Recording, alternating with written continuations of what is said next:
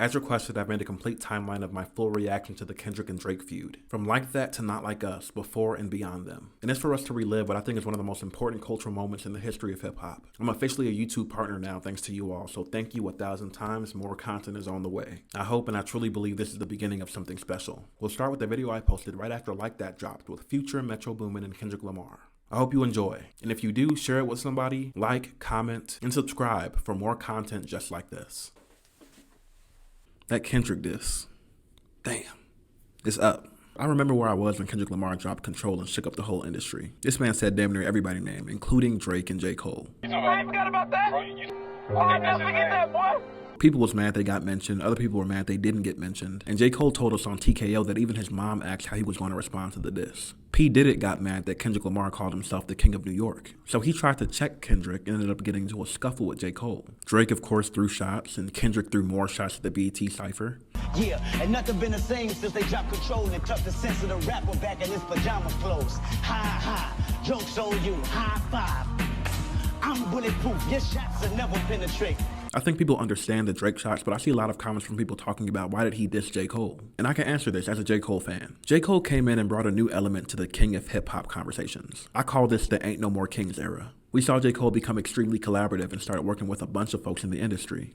My whole career I've been in a room with me and at most a select few people that I with, but I'm reaching a point in my career over this past year, I'm like, bro, I don't want to look back 20 years from now and be like, yo, I never worked with nobody, I never had no fun, boom, boom. So I had this idea, let's go somewhere, lock in, and invite a bunch of outside producers or artists to come with it and just make this album. But this newer iteration of J. Cole has been a lot more competitive. He's making it a point to kill people on every feature, and he's making declarations about where he ranks. J. Cole is rapping over a Drake beat and talking about how people rank him third behind Kendrick and Drake. But people focus on that line and seem to miss the part later on in the song where he says, "The tale's official, the best breathing it just failed to hit you. You couldn't tell cause you fell for the bells and whistles." So we're seeing J. Cole kill features and make these kinds of declarations, and all this culminates with his verse on First Person Shooter, which was the #1 song in the country. I mean, he's on the song with Drake and he's talking about his ranking from the jump.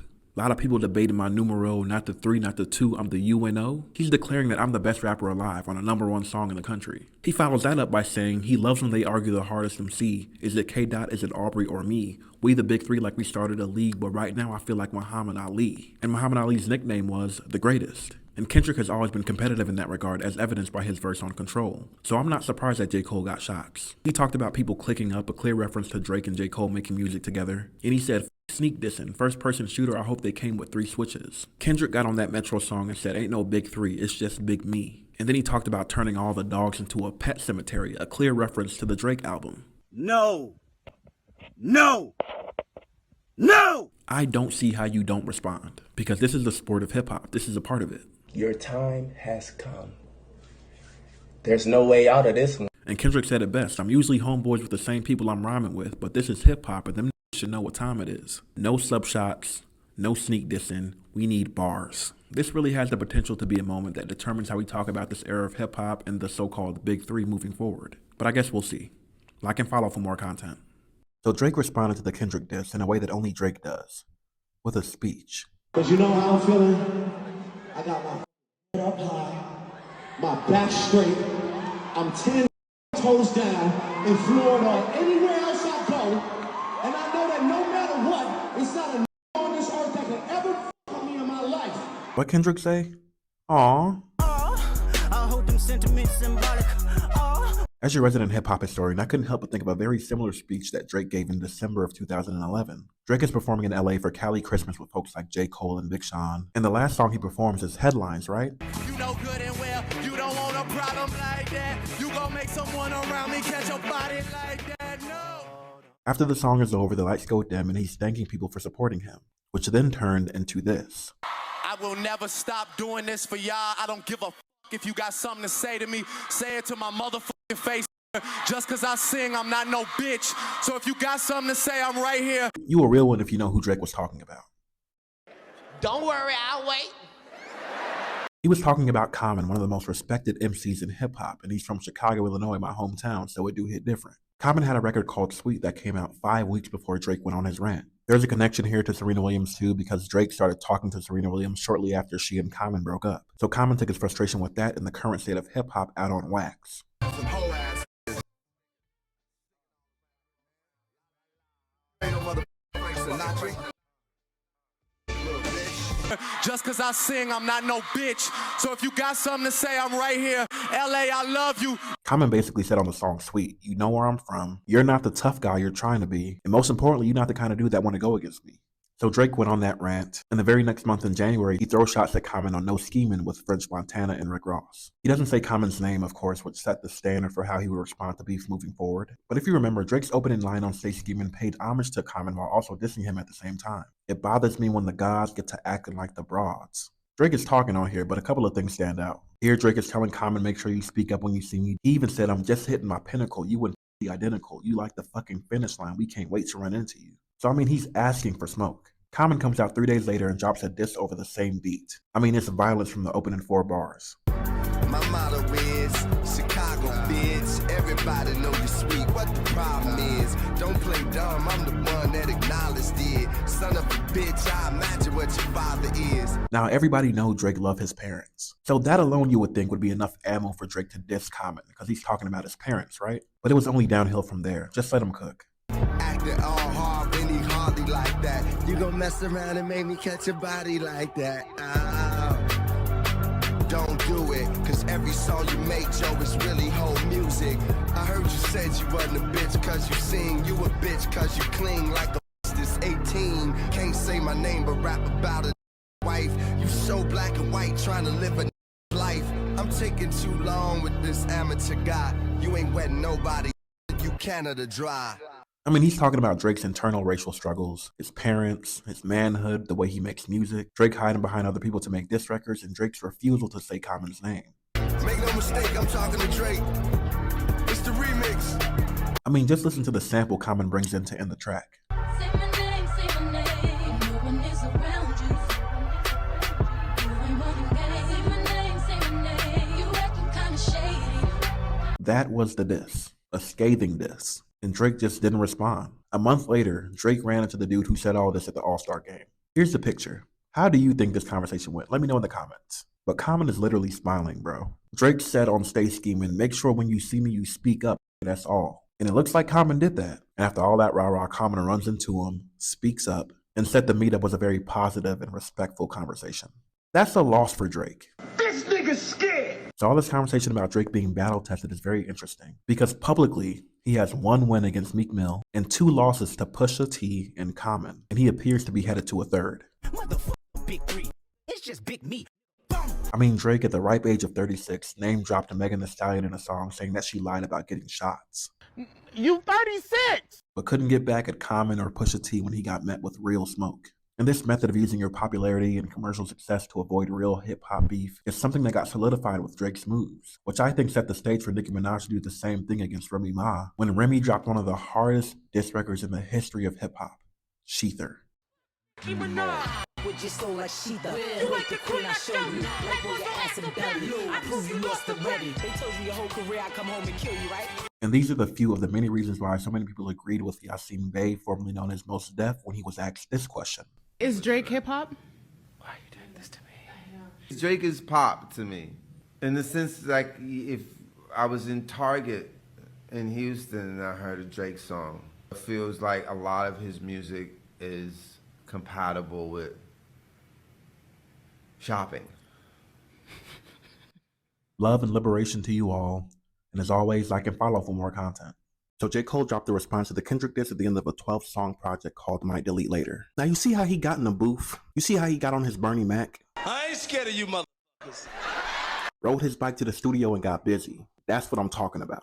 That's what I'm talking about. Quick side note to further contextualize the moment. Now, Lil Wayne is the reason why I really fell in love with hip-hop. And during that goated Wayne run that everyone talks about that my adolescence was filled with, Lil Wayne made it very clear. Lil Wayne, Weezy F Baby, is the best rapper alive. Hit me. He said it so much that when people asked who was the best, you couldn't help but bring up his name. And a lot of that had to do with the fact that he was putting out so much music. He was really outside standing on that, and no one could challenge him for real. And I'm not comparing them lyrically or stylistically, but that's what I'm seeing a lot recently from J. Cole. Competitiveness, writing, an excellent feature run, new music, and declarations that I am the best. He said it in a bunch of different ways all over this project, but most notably to me on the song with Cameron. Ain't no nigga better than me in this planet. Now let's talk about the diss at the end of the project. The song is called 7 Minute Drill, which is named after a writing exercise J. Cole has been using over the past few years to sharpen his pen. And he talked about this while making the offseason. Before I feel like I'm like fulfilled in this game, let me try to reach new heights from a skill level standpoint. Remember I told you about the 7 minute drill? Like I put myself through drills. I really try to work on my craft to like just reach new heights and push myself. So now let's talk bars from 7 Minute Drill. One of the first things that jumps out is him talking about Kendrick's body of work.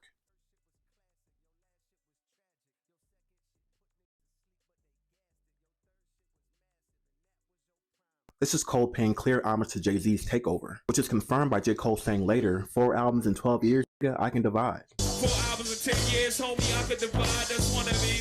Two of the things I do. One was, the other was Illmatic. That's a one hot album every 10-year average, and that's so. Now that was a scathing diss from both of them. And it's the whole energy of, bro, you really don't be outside like that. J. Cole even said on the song, we only talking about you because you dissing. And he said that Kendrick only drops one hard verse every 30 months or something. Shit got a chuckle out of me, that's all I can say. Wasn't really feeling the beat in the first half, especially after that magic that Metro constructed was like that. Then the second half of that joint came in and shit got real ominous, I'm not gonna lie. Your arms might be too short.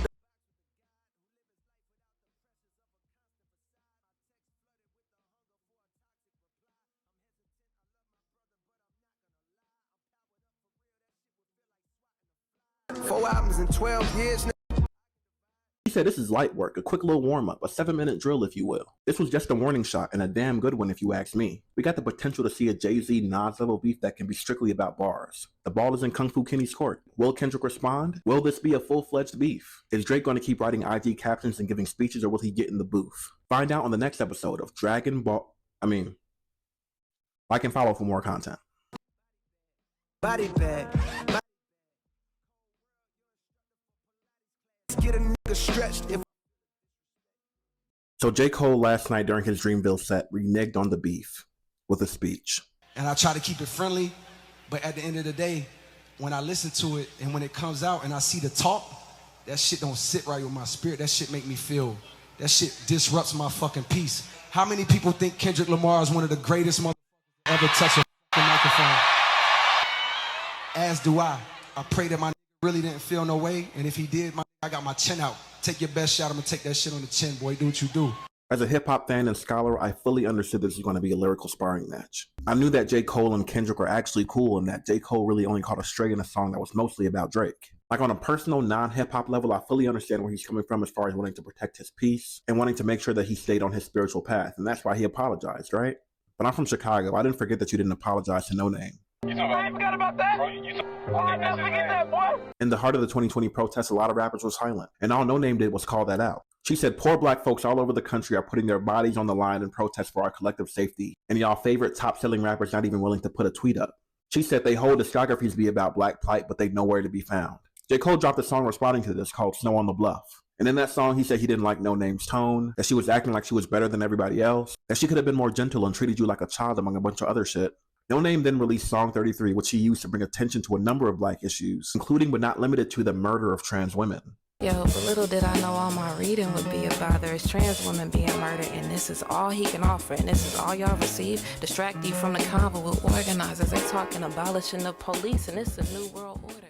And after being called out, even by some of your peers, you chose to stand behind every word you said. And even though you told people to follow No Name and that you looked to her as a leader during these times, you still got on your most recent album and said a random bar about trans folks that was clearly done just to generate buzz. And he has a history of doing shit like this that I didn't notice until I was more mature. On Born Center, he got on Illuminati and said the gay slur, the F-bomb, 3 times in an 8-bar scheme, and then tried to make it seem like it was some kind of LGBT activism. He said at a time where public acceptance of gay rights is soaring rightfully, hip-hop culture in general are still struggling with homophobia, not excluding myself. Those lyrics are meant to make everyone uncomfortable for the sake of this very conversation. Nah, that wasn't it, bro. You don't combat homophobia with more homophobia.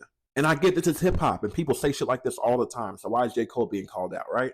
Because around the same time that he released Illuminati, he also released a song with Drake called Jodeci Back. And that's the song where he said the infamous bar about autism. And after listening and learning about the harm of that bar, he issued a public apology and removed that lyric from the song when it was released to streaming platforms. I respected that because that was one of the first times that I saw a rapper do that. He saw that his words harmed the community and he changed course. Because as he said, he's not above criticism. But you want to apologize after all these years when you're still trying to come up with clever LGBT bars? When you play in and around the culture of homophobia to generate more buzz around your music? My whole thing is be consistent, be thorough. Because it's confusing on some hip-hop shit when you apologize for a beef you didn't start because of the harm it caused, but won't apologize publicly to black women or queer folks when you cause harm to them. Love and liberation to you all, and as always, like and follow for more content. So I was driving down the street and y'all remember this song? When I get at you, homie, don't you tell me you was just playing. Oh, I'm just playing, kid. Come on, you know I can rock with you, bro. You sound like the last I know. Kendrick Lamar released this song in 2017. And I'm not trying to gas at all. I have a nuanced opinion of Kendrick. It's almost like he went into the future and wrote this song. I'm the first to have your back, man. Do it all. Just stay the person you are. Man, everybody loves you here. I love you. Tables turn, lesson learned.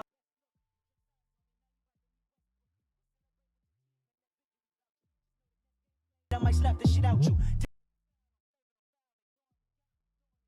Jump sides on me, now you about to meet Westbrook? When I get at you, homie, don't you tell me you was just playing? He came back after a hiatus and said he was smoking on top 5. But to see it play out like this, I did not know. He literally meant that shit. I'm smoking on your top 5. I'm coming to shake shit up. And in the song of Baby Keem, he said that as soon as he pressed that button, you better get right like the ambulance coming.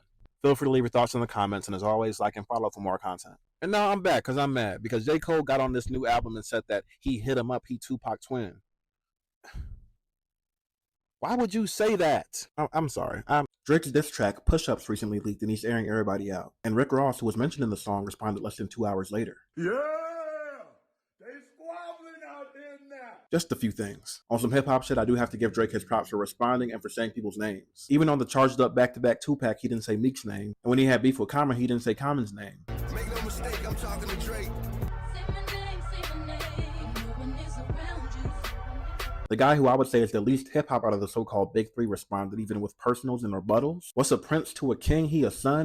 That's a battle rap rebuttal right there. Because Michael Jackson's son is named Prince, of course. Bringing up the bad contract allegations, the dismissive shot at Metro. Reminding the world that Rick Ross was a correctional officer. Okay. You know what I'm saying? That's tough. He even said Future first #1, he had to put it in his hand. Just like Rihanna when she gave him his first 2 #1. Noticeably missing from the track in which she supposedly aired everyone out is Megan Thee Stallion. Because we ain't forget, Megan fired at Drake on her warning shot diss track, Hiss. Drake said she lied about getting shot on a recent project. And then Megan came back and said these niggas hate on BBLs but be walking around with the same scars. And it do hit different after hearing that Rick Ross diss track, Champagne Moments. Because he said the same thing Megan was saying. Yeah, you had that surgery, that 6-pack going. That's why you wearing that funny shit at your show. You can't hide it, nigga. So when you go on social media and you see BBL Drizzy trending, don't forget who made that possible.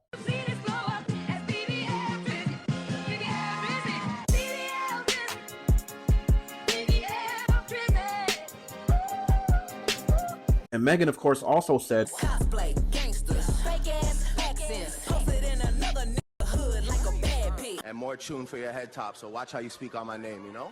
he was in the Game hood, he was in Jay-Z hood at Marcy Projects. And I'm from Chicago. Dirk said he brought Drake to the hood. Surround Drake round Drakes, even though he got a case. I ain't forgot about that. I never forget that, boy. So I'm surprised Megan isn't mentioned on here. But she also did say, every chance you get, bet your weak ass won't address me. Anyway, back to Ross. Ross took a page out of Remy Ma's book by showing the person you got beef with being fanned out. I got a lot of respect for a lot of rappers, but I got one guy.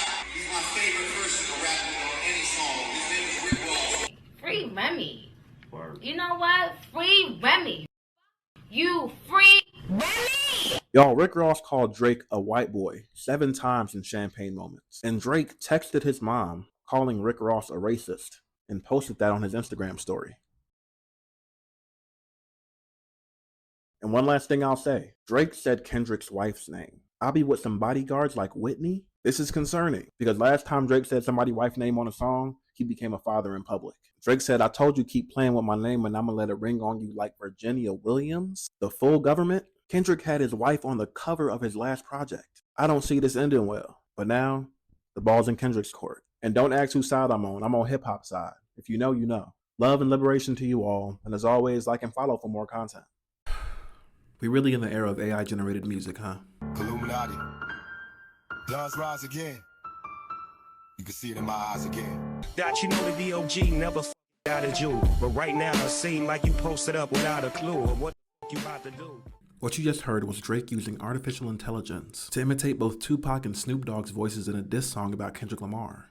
You supposed to be the boogeyman, go do what you do. Unless this is a moment that you tell us it's not really you. In that case, there's nothing left to say, I just pass it to Snoop. Nephew, what the f you really got to do? We passed you the torch at the House of Blues, and now you got to do some dirt. Tupac Shakur is the son of Afeni Shakur, and he died violently. And it was after his death that his mother fully realized just how much her son's voice, his work, had been exploited. She said he died with next to nothing and that his family wasn't taken care of. I made millions for a lot of people. Now it's time to make millions for myself. You know what I'm saying? I made millions for the record companies. I made millions for these movie companies.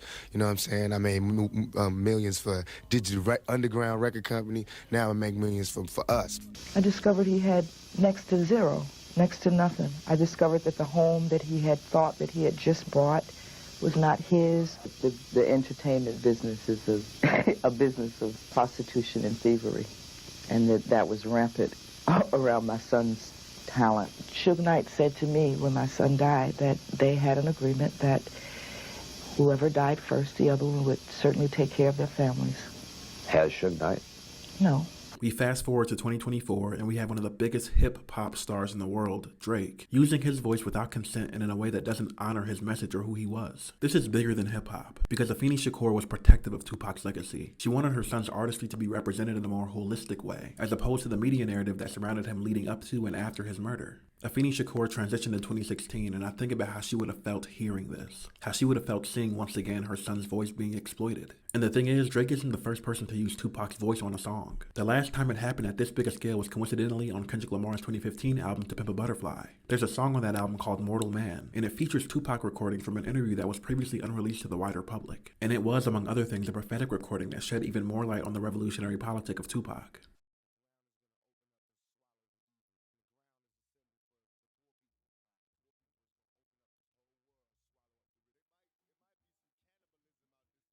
They might eat the rich. You know what I'm saying? This is what Kendrick Lamar said about that Tupac recording, and what he said about Tupac's mother, Afeni Shakur.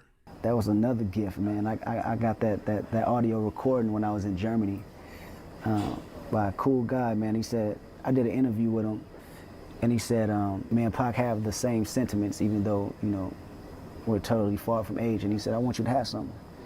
Sure enough, I took it back to the bus. I played it, and it's a full, long, unreleased joint of him just asking them questions. And what intrigued me the most, what gave me the idea, is that the answers that Pac is giving are answers for today, right? Time and age, right. Man. I give love and I give thanks to his mother, you know, for allowing me to use her song vocals in a positive light, you know, because a rapper can do anything. They can butcher them and make it the worst thing ever, but I want to continue his message through that, and I thank her for that, for allowing me to do that. So there's a few things to note here, right? Kendrick Lamar asked permission from Afeni Shakur to use her son's voice. He put the recording on his highly anticipated second album, To Pimp a Butterfly, and he doesn't do anything with the recordings that disrupts the original message. It was important to him for the recordings to be left as is to show how they still apply to the present moment. Lastly, he understands the gravity of getting that clearance from Afeni Shakur, because like he said, you could use Tupac's voice and do anything. And I don't think there's a better example of that than Drake essentially colonizing and commodifying Tupac's voice to make a Kendrick diss song. This is not hip-hop. Hip-hop at its core is about community. It's in part about honoring those who came before you, who paved the way for you. And during a time of civil unrest that history shows Tupac would have been absolutely vocal about, we have Drake putting words in his mouth for a diss. Like Tupac wouldn't likely be critical of Drake and his role in hip-hop. Selling records don't mean nothing like that. The reason, I'm down with him because he's a brother and he's making his mail. But, however, he's diluting rap. You know what I'm saying? He's playing that Sambo role, and the reason everybody's buying his record is because he's no threat, and everybody want to see Sambo dance. I could have all of his fans if I didn't go pop and I stayed on some conscious shit. And what are the implications of Drake using AI to replicate the voice of the dead? And the living, for that matter, because Snoop Dogg's voice was exploited too. And I have to admit, it's very strange seeing Snoop Dogg play the fence on this and give it a pass, and play in and around people's lack of understanding about AI and how it works. They did what? When? How? Are you sure?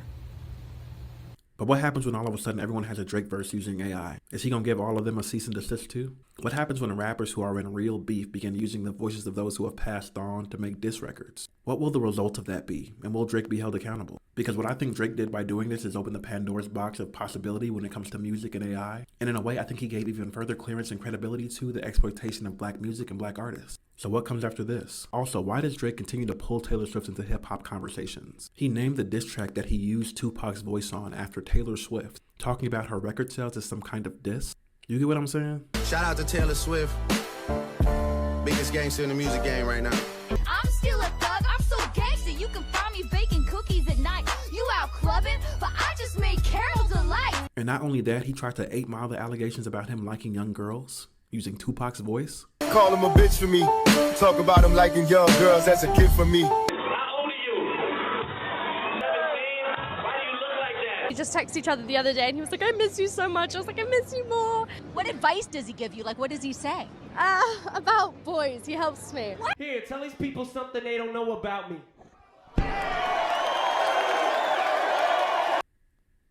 Nah, hold on. The guy who went on wax and said whip and chain you like American slaves in reference to a woman is using Tupac's voice without consent for a rap beef? You can't keep getting away with it!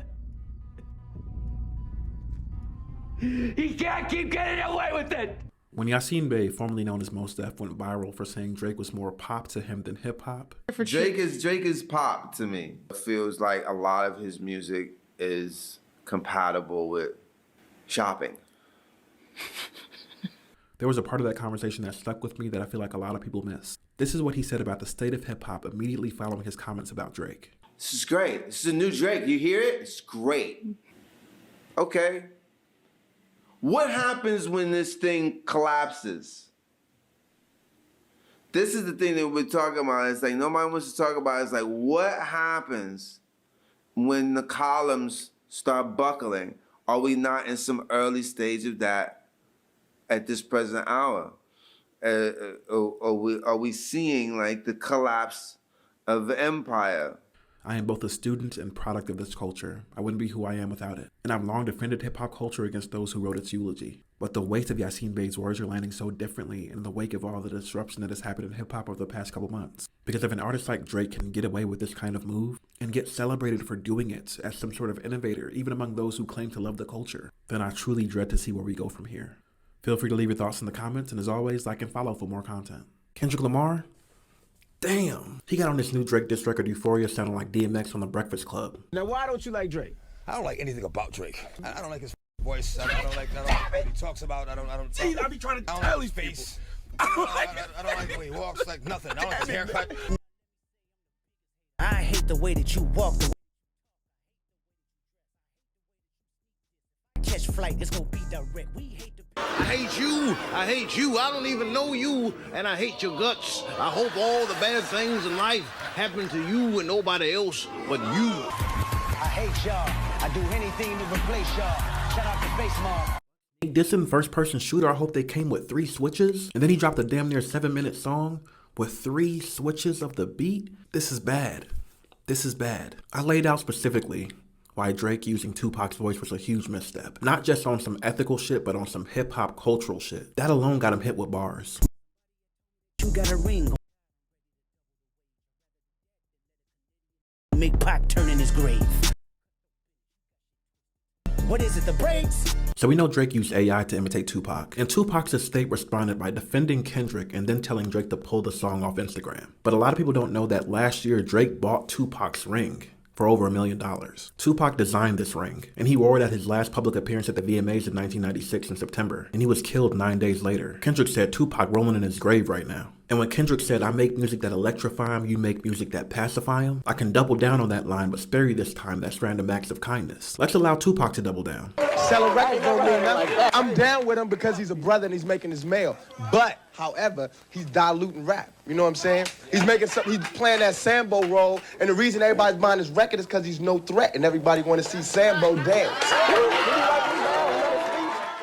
Remember, Like if Drake listened to Tupac and understood what he meant to the culture, there's no way he would have used that AI voice. There's no way he would feel okay owning that ring, because it's very clear that Drake is the kind of artist that Tupac publicly criticized. And this is the fact that Kendrick Lamar is taking full advantage of exposing in this beef. So it hit different when Kendrick Lamar says, "You moving like a degenerate, every antic is feeling distasteful." This was a battle rap song. Like, I don't know if you caught the rebuttals. Drake said, "What the hell is this, a 20v1? Dot said, "Yeah, it's a 20v1 because I'm facing you and all your ghostwriters." Drake said, "Don't let me bring the demon out." Kendrick said, "Everybody a demon till they get clipped by my throwaway." He called this joint a throwaway, bro. Drake said, "Every time you drop, you gotta get 50%. And Kendrick Lamar said, "Let's speak on percentage. Show me your splits.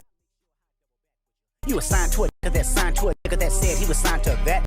Drake said, "I used to be teased for being black and now I'm here and I'm not black enough." And we know Pusha T talked about that too, but Kendrick Lamar doubled down. How many more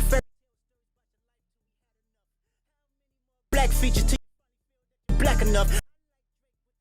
Sound like Drake when he act tough. Pusha T said, "You're hiding a son." Kendrick Lamar said, "You're not raising your son." Let's start there. Then the sexy red bar, the YNW Melly bar, calling out Drake's glaring and kind of odd dislike for women, as evidenced by him dog-walking women in his first-person shooter music video. Then the allegations that Drake tried to issue a cease and desist for the Like That record. Another one, Drake? I mean, damn. Don't speak on the family, Crody. You can get deep in the family, Crody. My cat's name is Crody. You gotta say it like that, though. Crody. Crody? Yeah, exactly. Thank you. Cheers. And let me just say, I'm not just a fan of hip-hop. I didn't just rap growing up.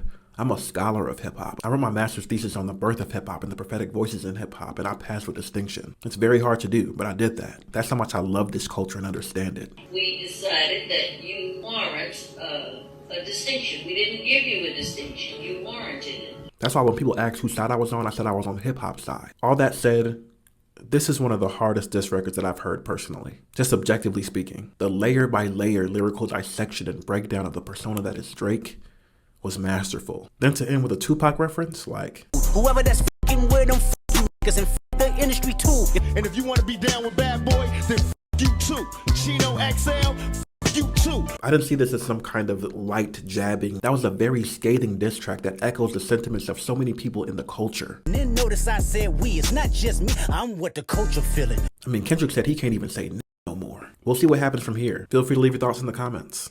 And as always, like and follow for more content. My greatest inspiration. Woo, shit, my man said everything they say about me is true. Euphoria. Everything they say about me is true. I'm a phony. I got no powers. I got no right to be pretending to be the witness. I got nothing. Hocus pocus. Nothing. I'm just plain old Herman Smith. Whew, it's a real surgical spring. Kendrick Lamar got on Euphoria and said, "Back to back, I like that record. I'm gonna get back to that for the record." So I knew something was coming. And then I woke up to a surgical diss record over an Al Green sample on a Friday morning. I'm gonna get back to that for the record. Euphoria felt like a funeral, it really did. It felt like a red button track that hinted at going even further, which is wild to me. Like, I don't know if you noticed, but there's funeral bells playing in the song in the background when Kendrick Lamar gets to the hate bars on Euphoria. Biggest hater, I hate the way that you dress. I hate. Oh my God. Kendrick said lyrically that he was shooting at the casket that he put Drake in. And 616 feels like the aftermath of the Drake apocalypse. Somber, reflective, but still scathing. The icing on the cake. I think what makes these two diss records so hard-hitting is that it holds up so much of what Kendrick has said about himself. It's the way he said Drake's name on Control along with every other major rapper, and then said this. Drake, Big Sean, J Electron, Tyler McMillan. I got love for you all, but I'm trying to murder you niggas. Trying to make sure your core fans never heard of you niggas. They don't want to hear not one more noun or verb from you niggas. I'm telling you, these disses are here to make sure we question everything Drake ever says, to the point where very little of what he says can be believable. Somebody lying. I don't see no fire. Kendrick Lamar's calling Drake's bluff on the so-called bomb that he's about to drop. He said Drake is calling around to get information, but there's no real dirt. Kendrick said, "I don't even be outside like that." You start to put money in the streets. Sorry that I live a boring life. If the world is ready to see you bleed. So he came at Drake's lack of authenticity and connection to hip-hop culture. He came at his attempts to connect to folks in the culture like 21 Savage and Sexy Red in order to feel black enough. And in this latest diss track, he talks about Drake's camp. Have you ever thought that OVO is working for me?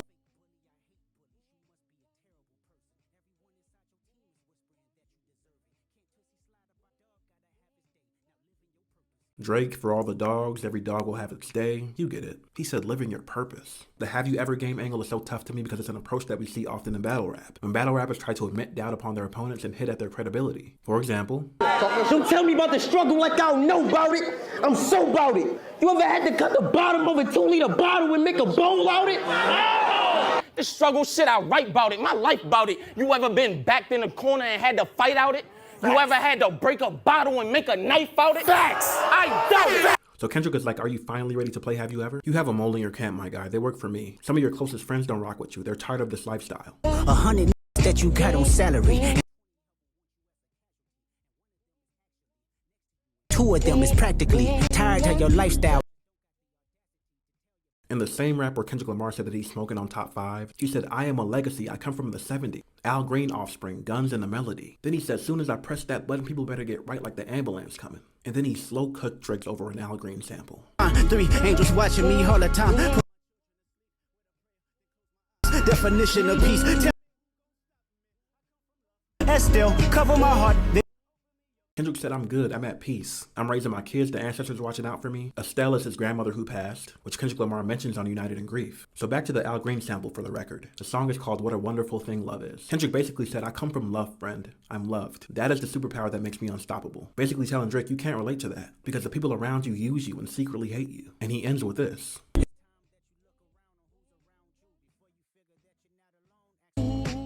Michael Jackson's personal doctor that he was routinely around, Dr. Conrad Murray, was the very person convicted of involuntary manslaughter because of how he treated and medicated Michael Jackson. Kendrick said your friends are preying on your downfall. One of them may be your downfall. All of this, of course, with a nod to Michael Jackson's You Are Not Alone. Wow. And as someone from Chicago, I love that he came at DJ Academics for his antics and for harassing his manager, Ant. Because when it comes to academics, I'm the biggest hater. Yeah, somebody's lying. I can see the vibes on act. Even he looking compromised. What? Hold up. Why you say me for? I saw firsthand how Academics blew up his platform by offering play-by-play color commentary about the death of young black men in the city. 400,000 subscribers, 145 million views, of him describing specific details of gang violence in the city that he was not from. So when he got called out for that by Vic Mensa, that's a core hip-hop memory for me. You were a little bit repulsed by the fact that so many people outside the culture of Chicago, they hyped up the music not knowing that real lives were being affected. I wanted to slap you in your face, honestly. I really felt as if people exactly like you sensationalized and made a following off of clowning situations that we go through in real life, making all these jokes. Oh, here's another Chirac Savage, like this guy's stupid, he messed with the Grim Reaper. Like, this is not a video game. So in some ways, Academics represents in the media space what many believe Drake represents in the rap space. So when Kendrick said, "You're playing,"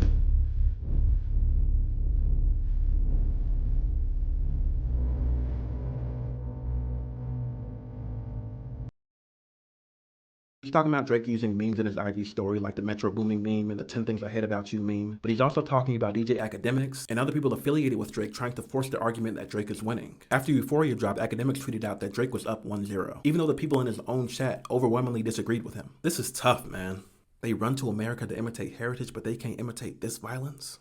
Damn. Damn, damn. Feel free to leave your thoughts in the comments. Love and liberation to you all, and as always, like and follow for more content.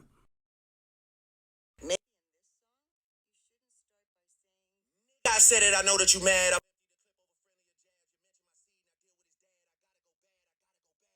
Sex offenders on OVO, the fuck a rap battle, he should all of these women can live with a purpose. Hey, Curry, keep the family away. You too, if what the dear baby girl. Massaging his lip and inside his arms.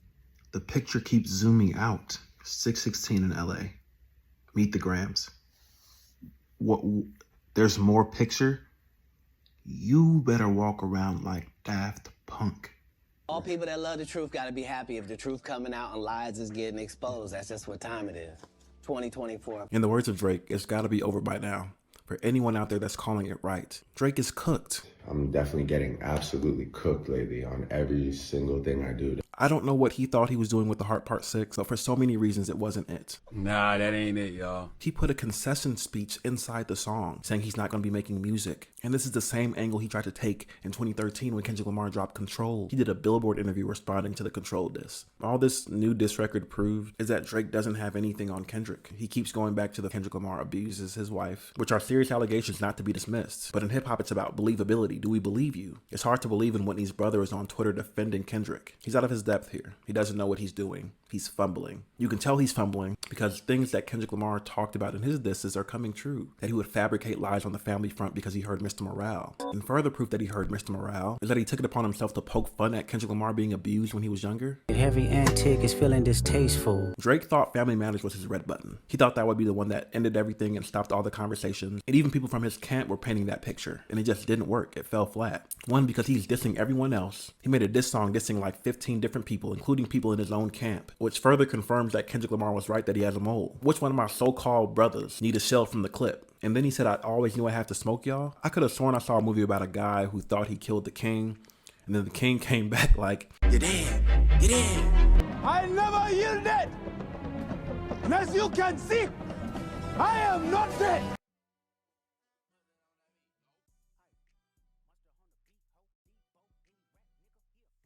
Man down, and then he proceeded to murk homie. Hell of a move. This is what's happening. He called that man a colonizer to a club bop that people are going to be dancing to all summer and spring. Then the self-reporting by bringing up Millie Bobby Brown. Who said her name? In Pushups, Drake said, I just got him done, boy, don't make me have to chip a nail. And Kendrick Lamar said, fuck a caption, we want action.